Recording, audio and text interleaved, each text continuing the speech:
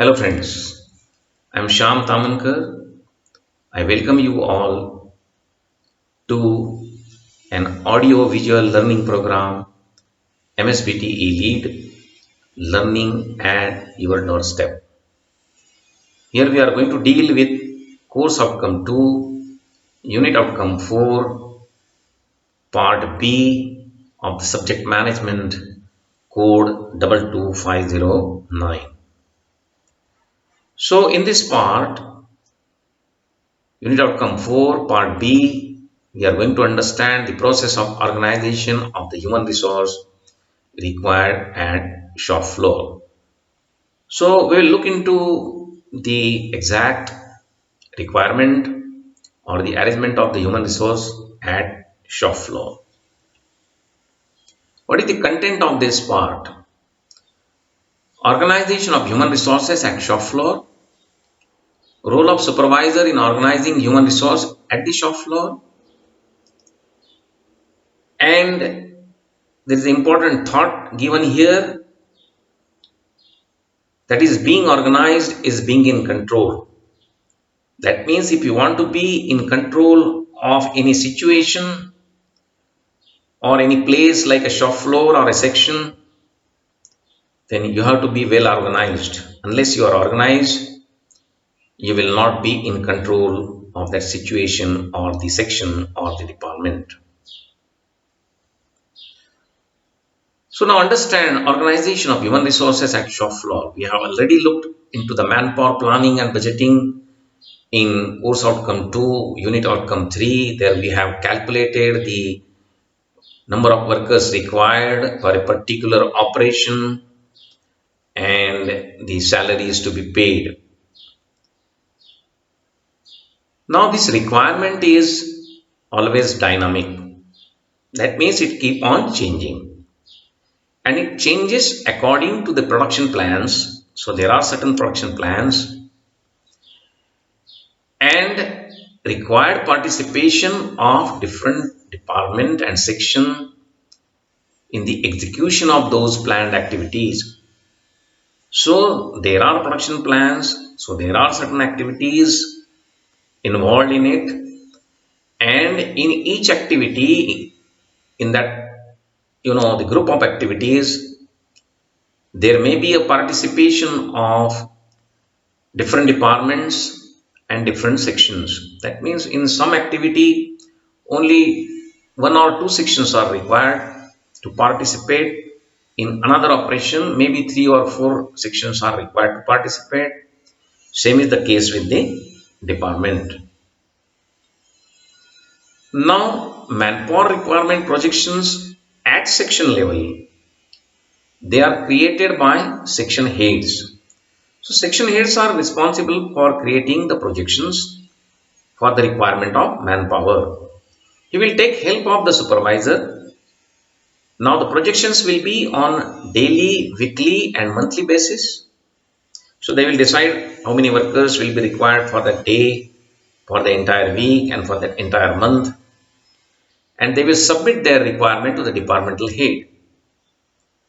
Now he in turn will integrate it. That means he will get all the requirements from different sections and then he will integrate it in department requirement. So he will create a department requirement and send it to the production head. Now, production head can segregate and aggregate this demand. So, what he will do? He will collect all the requirements from all the departments. Then he will segregate it according to the skill set required and then aggregate it. So, first the segregation is done and then the aggregation is done. So, production head can segregate and aggregate this demand on the basis of skill set required and then send the final demand to HR head for hiring. If the hiring is required, if some more number of people are required to be hired, that requirement will be sent to the HR department. It is the duty of all heads and supervisors to train workers for multitasking so that a flexibility is created and same workforce can be utilized for different operations. So if you train your workers for multitasking, that means if a single worker can handle more number of machines or can do different operations, then you can arrange them alternatively. That means if somebody is absent, some other worker can take the position of the absent worker. So the flexibility is created by that, and the same workforce can be utilized for different operations. So you need not have a different operators for different machines specifically or for different operations specifically. So you can save on the cost of the labor.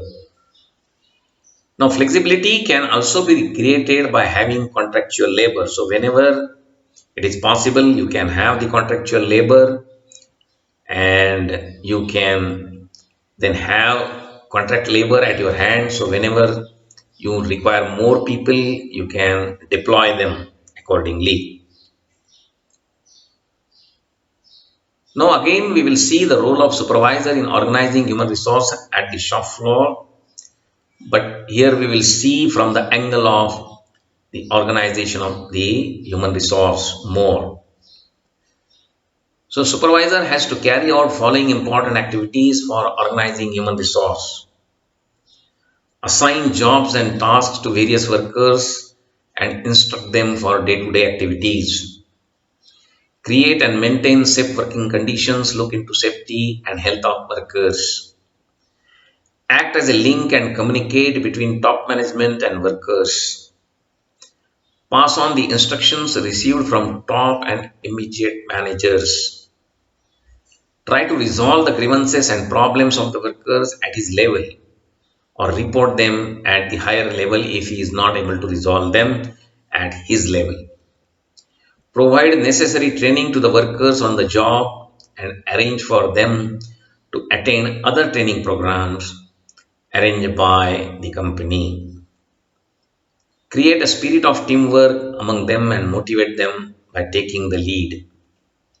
See that rules and regulations are followed and disciplinary action is initiated if required.